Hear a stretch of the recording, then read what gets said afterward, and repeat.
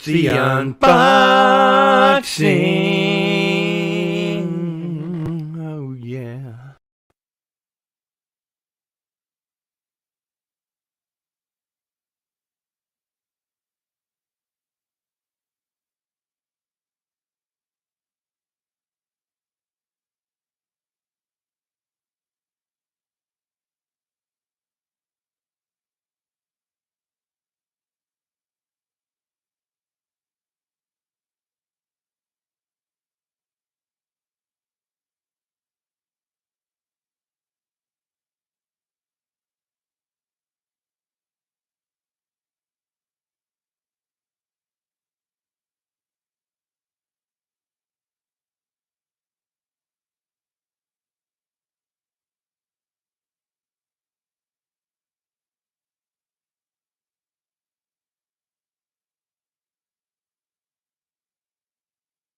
Check, check.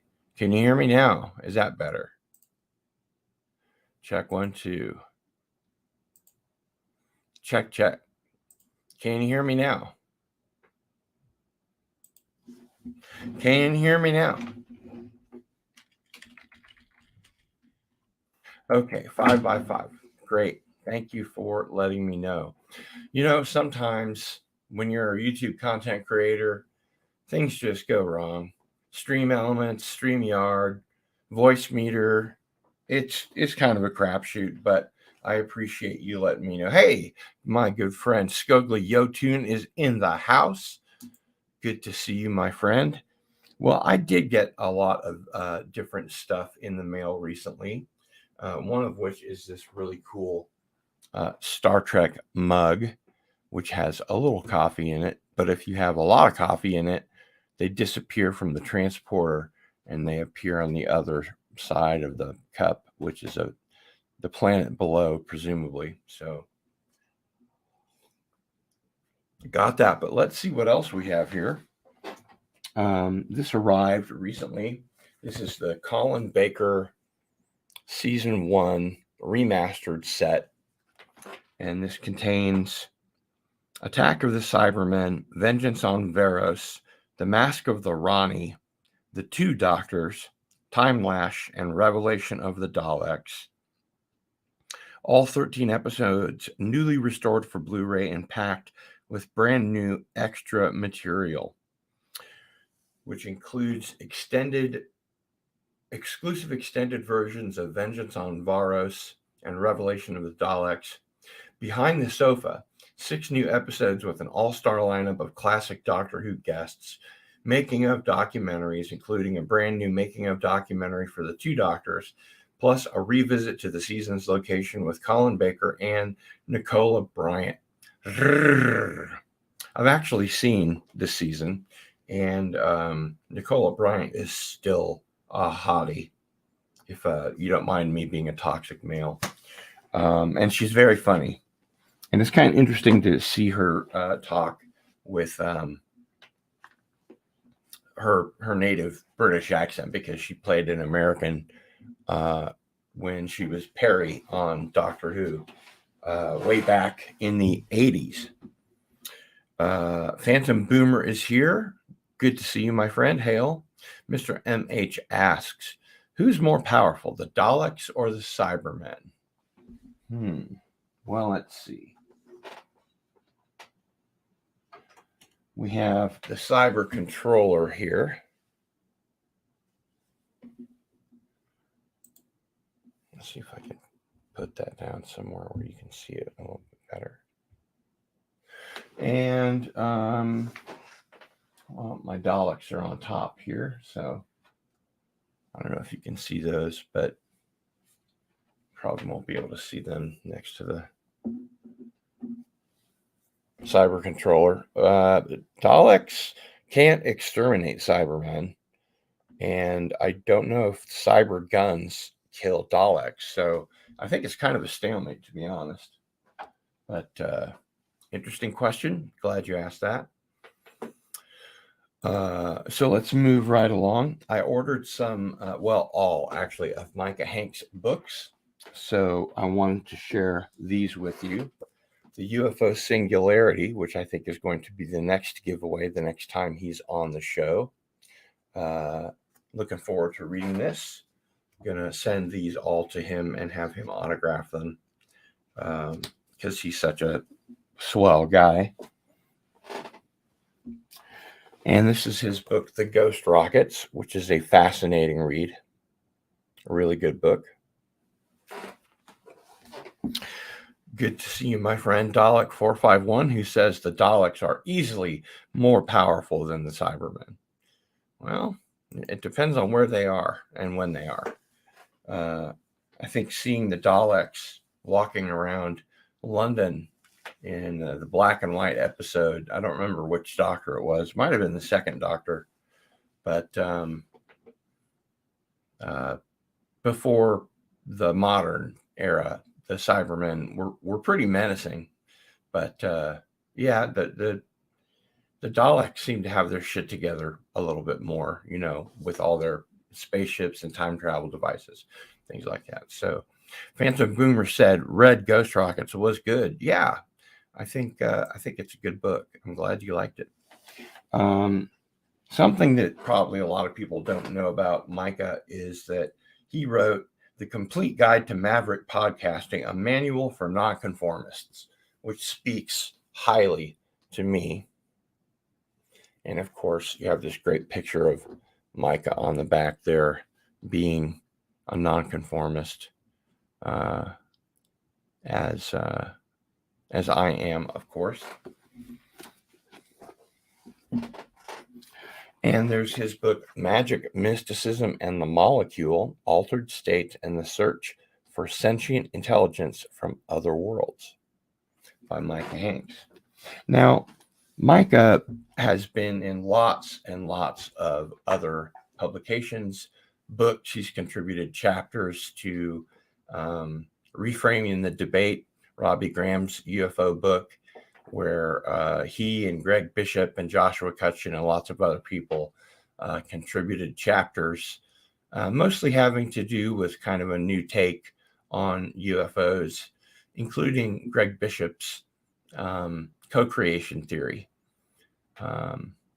Actually, tomorrow on Into the Fringe, we'll be having Walter Bosley, and I'm going to be premiering some footage that I took today of a helicopter that was just going very, very slowly in a lazy circle right over my house. And it woke me up. When I woke up, there were so many helicopters in the sky. I thought they were lawnmowers, but I went outside and I got some pretty good footage. I'm going to be premiering that tomorrow, so don't miss Into the Fringe, 7 o'clock Central. You're going to want to check that out. Yes, they are awesome books, Mr. M.H. All right. I also got one of my favorite movies. This is an excellent remaster of On the Beach. And this is based on a really good book. And this comes with the movie On the Beach with Gregory Peck and Eva Gardner and Fred Astaire and Anthony Perkins. Comes with a little booklet that tells you about the remaster and the film. It's got some great pictures and stuff in it. And it's a really, really great story. I really encourage everybody to watch the film, read the book. It's one of the greatest books I've ever read. And it's a very good movie. It's a really good adaptation. And they also include Fallout. Neville Shute's Fallout, which is, let's see here, the first film on the work of British novelist Neville Shute, famous for his international bestsellers A Town Like Alice and On the Beach. A fascinating exploration into his life and influences, Fallout focuses on the writing of On the Beach and goes beyond the scenes of Stanley Kramer's famous Hollywood film starring Ava Gardner and Gregory Peck, which was shot in Australia in 1959. Special features, 1080p high definition presentation, After the Fallout interview with director Lawrence Johnson theatrical trailer. So it comes with the film, and it comes with a documentary about the film, and of course, this nice little booklet here. And the whole thing fits into this really cool sort of hard case.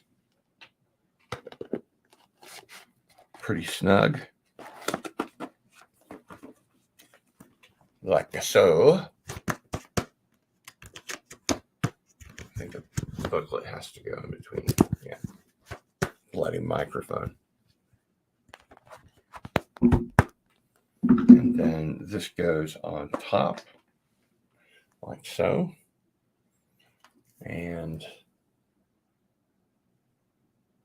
looking forward to watching this movie. But I'm not done yet. There's more to go.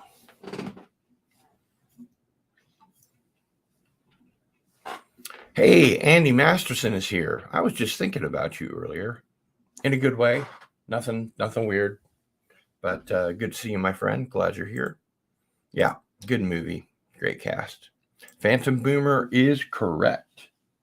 You are correct, sir. Yes.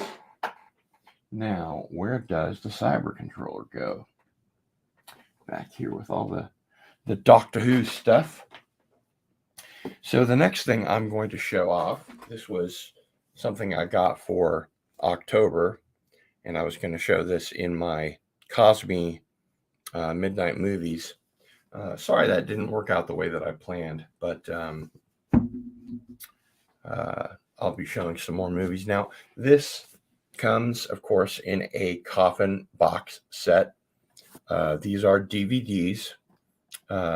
And I used to have this collection, and I had to buy it again because I couldn't find it. I evidently lost it during one of the 7 moves that I've had in the last 10 years. But the Blind Dead collection is very important. These films were directed and written by Armand de Osorio, and they were, I believe, shot in Spain. And I don't know what that is. But it says 1971 director Armand de Osorio created what horror fans would consider to be Spain's Night of the Living Dead. And so these are about Knights Templar that go to the Holy Land and learn black magic while they're there. And when they get back, they're punished by having their eyes removed. So they're undead, and they can hear your heartbeat. Now, these films are kind of weirdly paced, especially the first one. The pacing gets better as you go. The second one is called Return of the Evil Dead. I don't know why they didn't call it Return of the Blind Dead. Maybe the Evil Dead had come out. And it's kind of more of the same, to be honest. But better pacing, snappier, moves along a little bit better. The next film is called The Ghost Galleon. And for this movie, they were able to procure half of a boat, and they shot one side when they needed to show that side of the boat, and then they went around to the other side of the boat when they needed to show the other side, and they just redressed the left side to look like the north part of the boat, or the aft, I guess, and the right side was fore, I think. Anyway, The Ghost Galleon, there you go.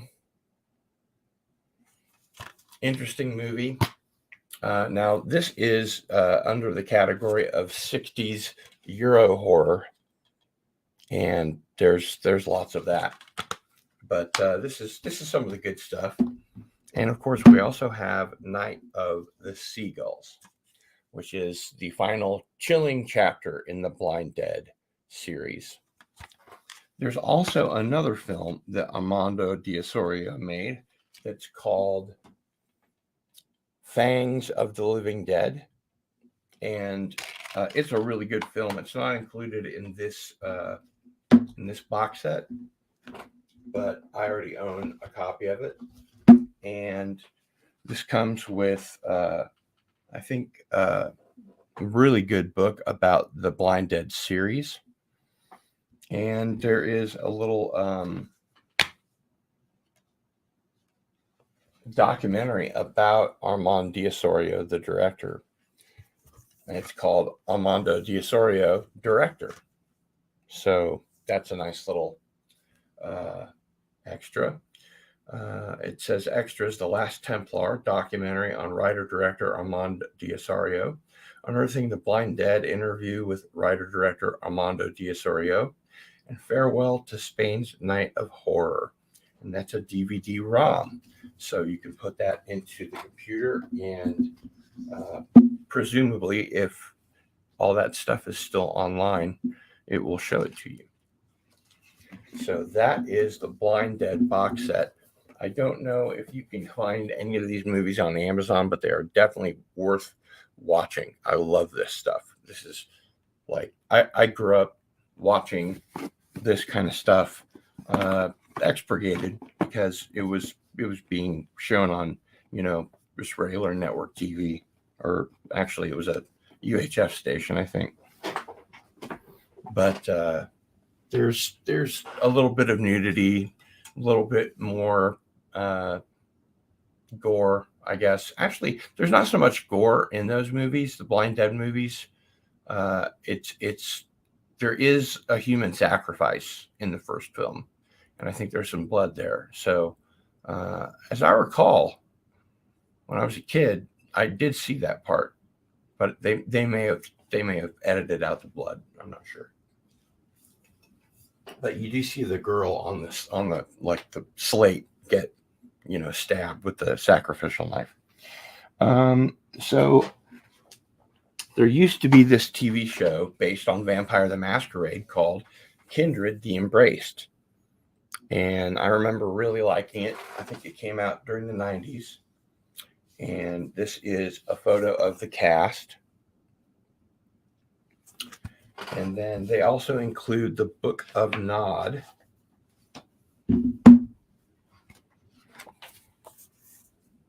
There you go.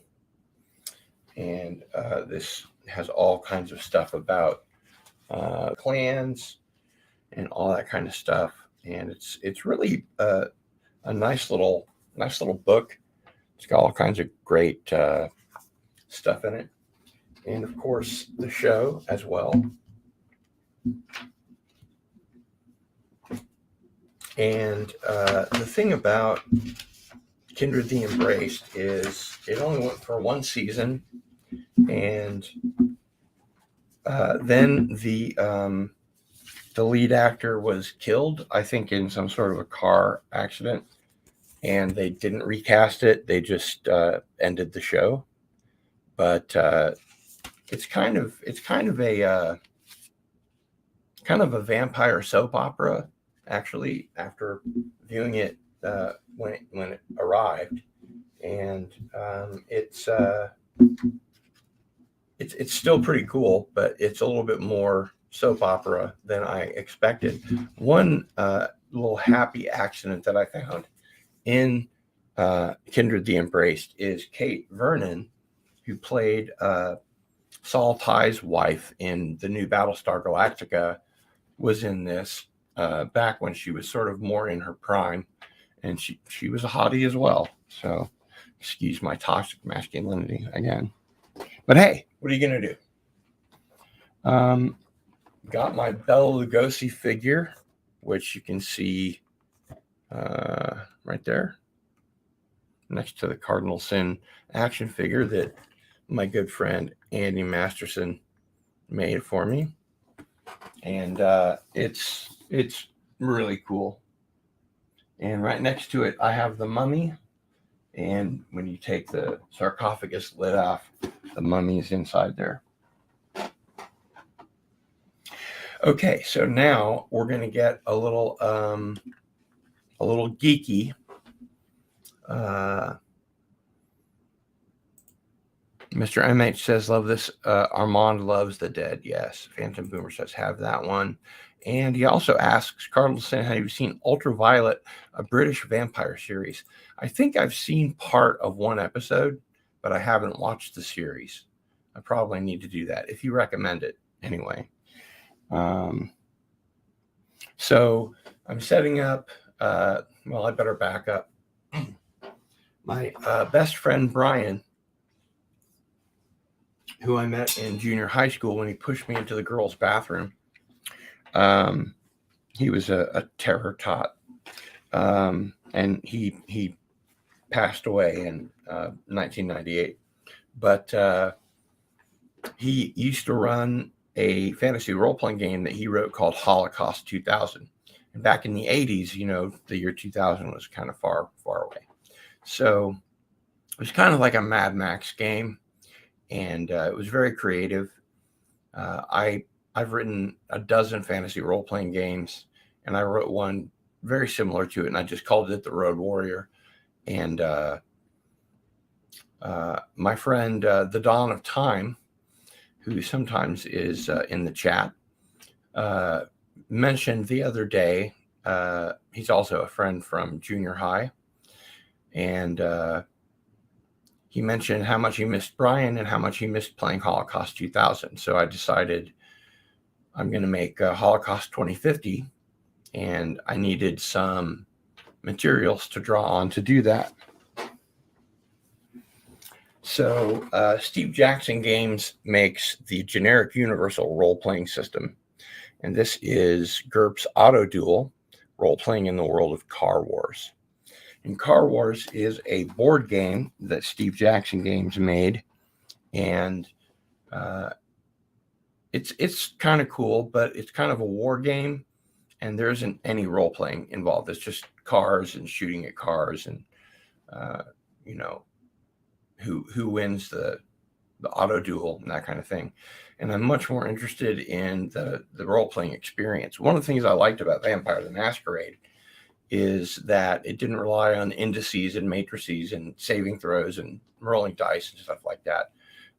The play is the thing. So it's about, playing your character. And one of the cool things about being the storyteller, which is what they call the dungeon master in Vampire the Masquerade, is you get to play all these non-player characters. And because they're all vampires, they have different, backgrounds, different clans. Some are Nosferatu. I got to, use my British accent a lot and do all kinds of different voices. So that was fun. Mr. MH asks in the chat, Cardinal Sin, what is your favorite paranormal/alien book of all time? Man, you ask the most difficult questions. I'd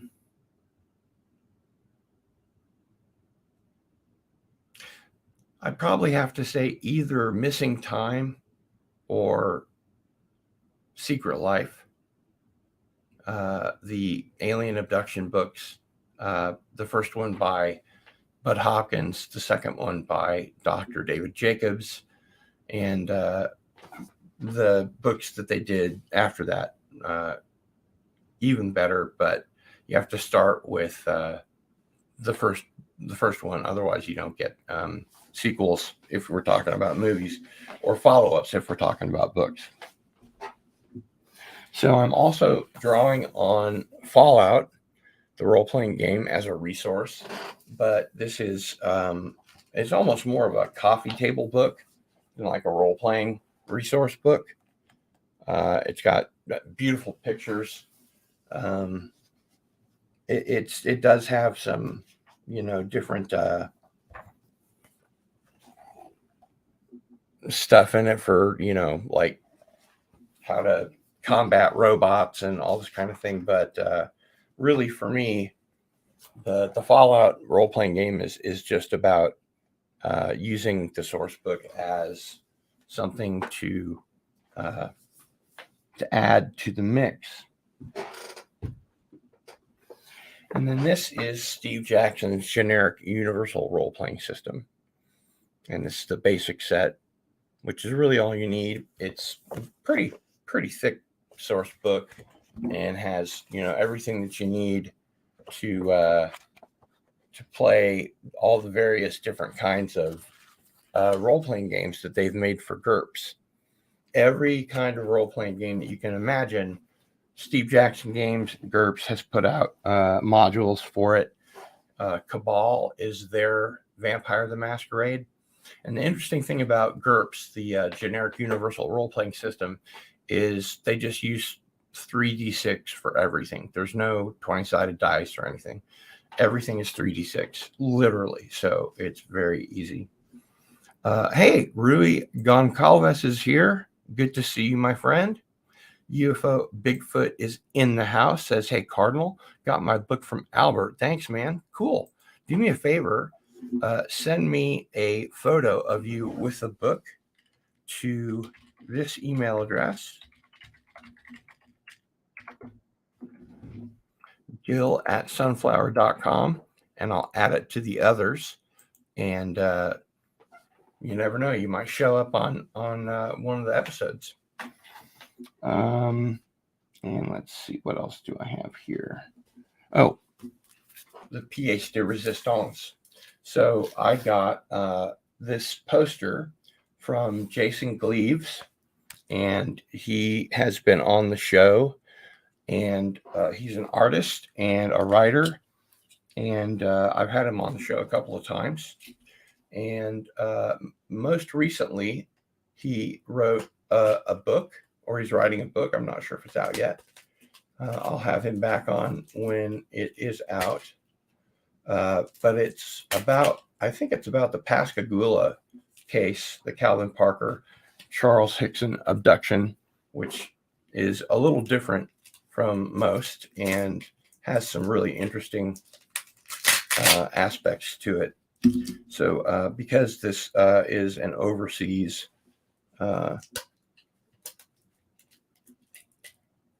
package, it's very well packed, has a lot of tape. So I appreciate your patience while I unwrap this thing with an open utility knife. Probably not the smartest thing, but I never claimed to be smart.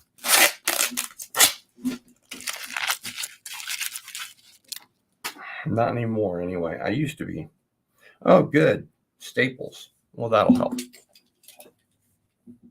Yeah, it used to be a genius.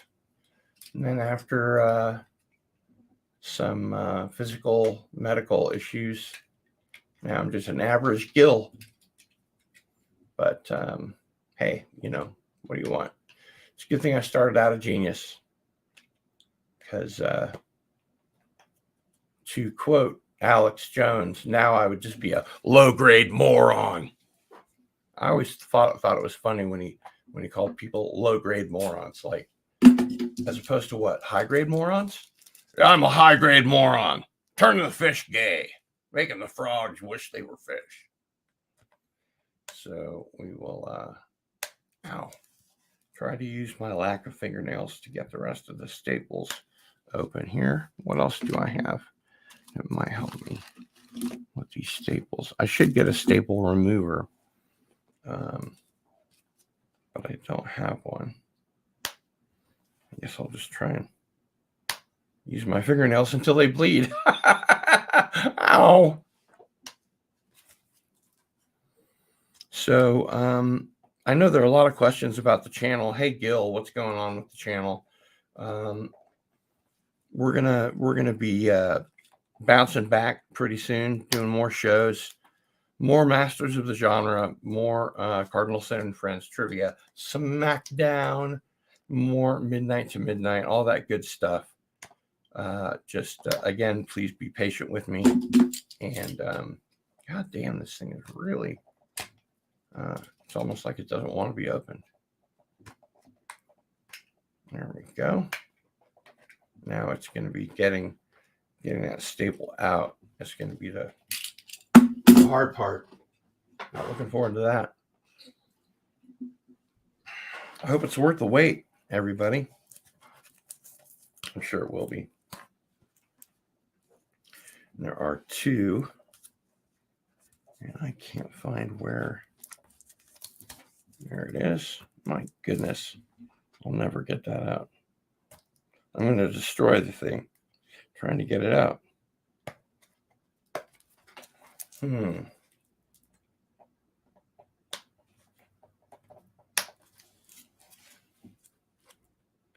Maybe I should go get a knife.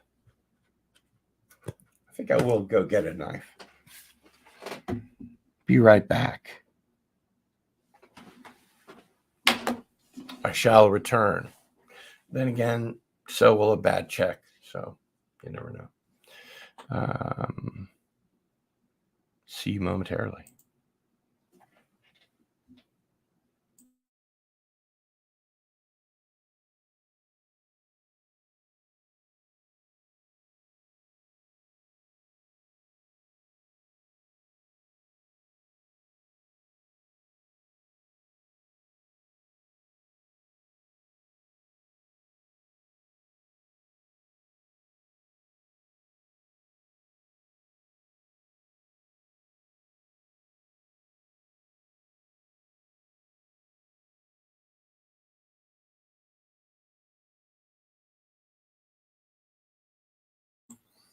Oakley dokley, we are back.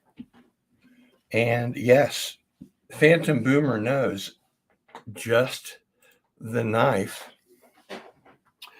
Phantom Boomer, being one of my great subscribers, sent me this wonderful handmade knife, which as a vegan, I don't really know what to do with, but it is a cool knife.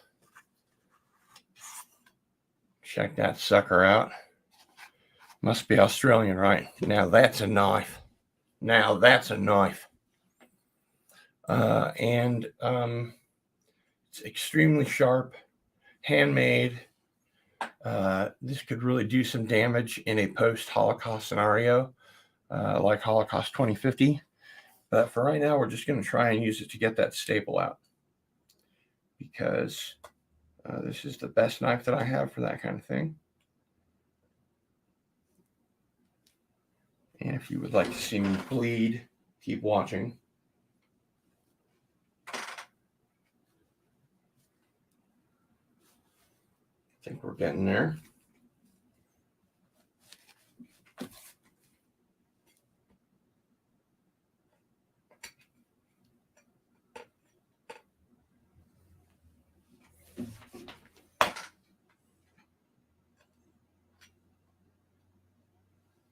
I think now we're just destroying the lid entirely.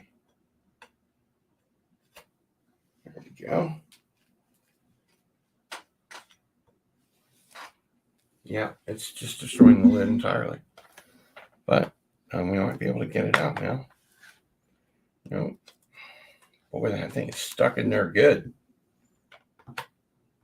Jason wanted to make sure that this poster got here in good shape, and I'm sure it did. But I may destroy it in trying to get it out. I don't know.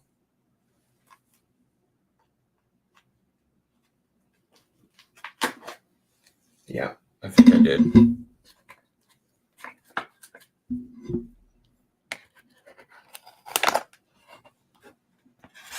There we go. Well, Phantom Boomer, thank you for the knife.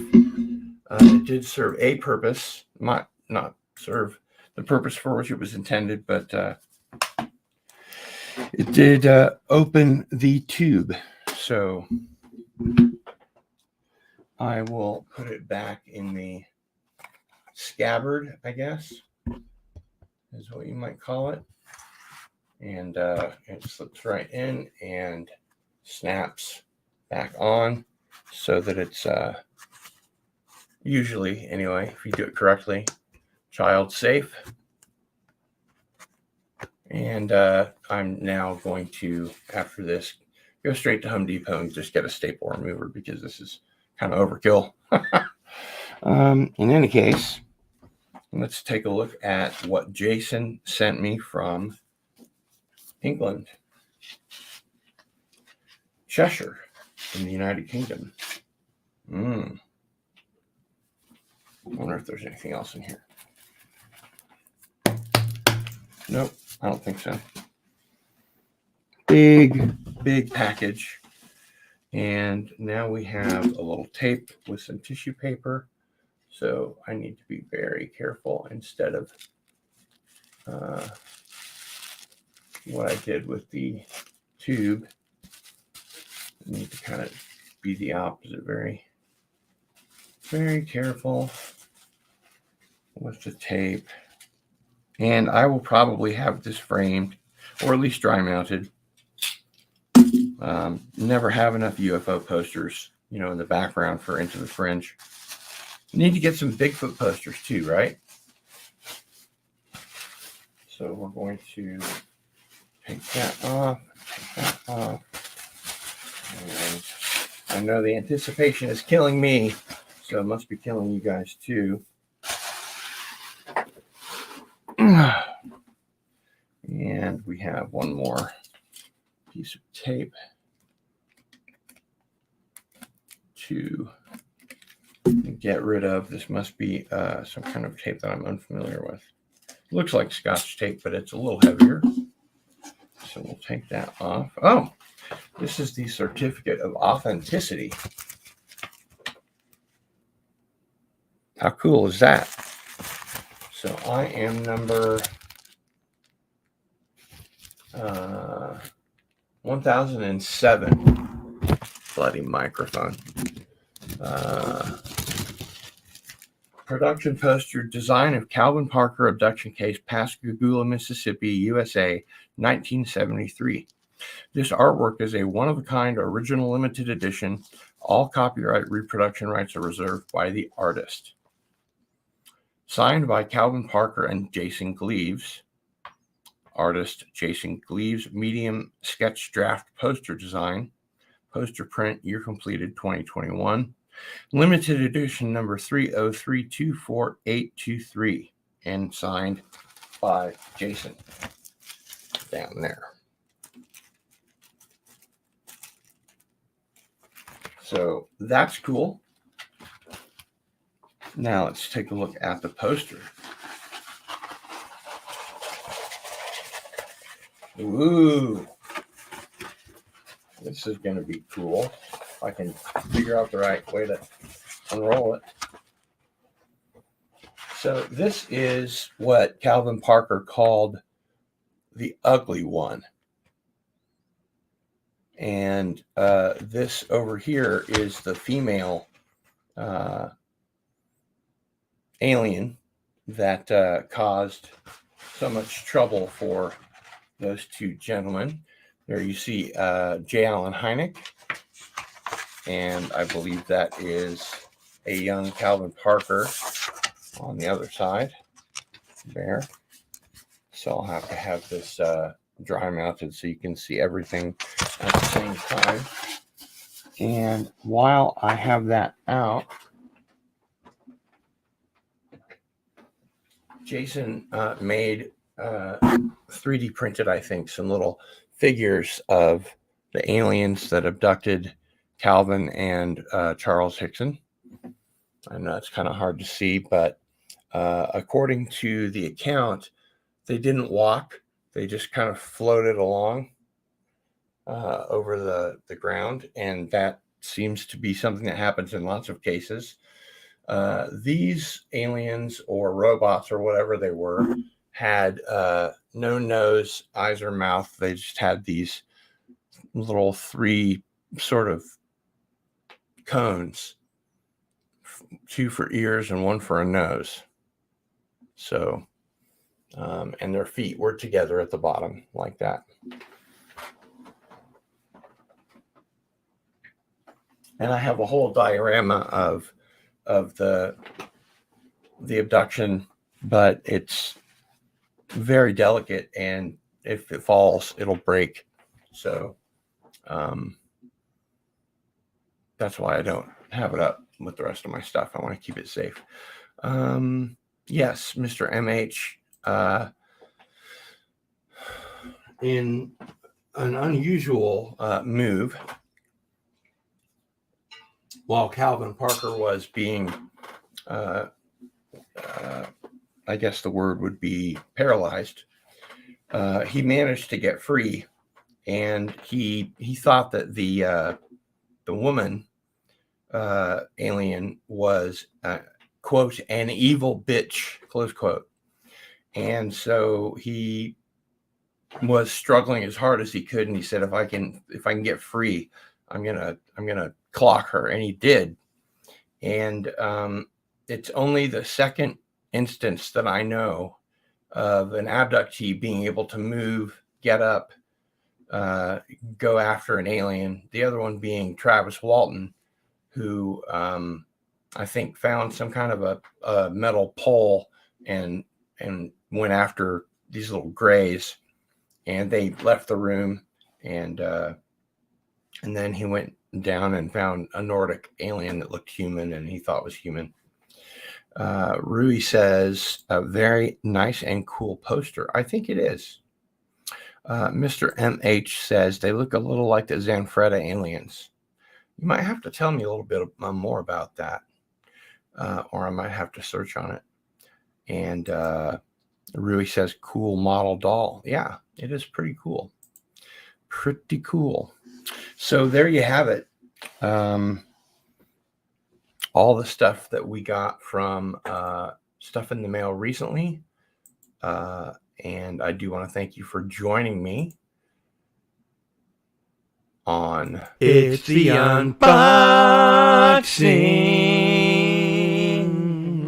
Oh, yeah. Hey, it's only a 7-second clip, so I might as well use it.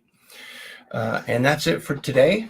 Thanks for joining me. And we will be seeing you tomorrow on Into the Fringe, as I mentioned, with Walter Bosley, who's always fun, and we'll have lots of interesting stuff to tell us.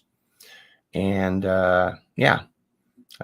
expect some other stuff this weekend.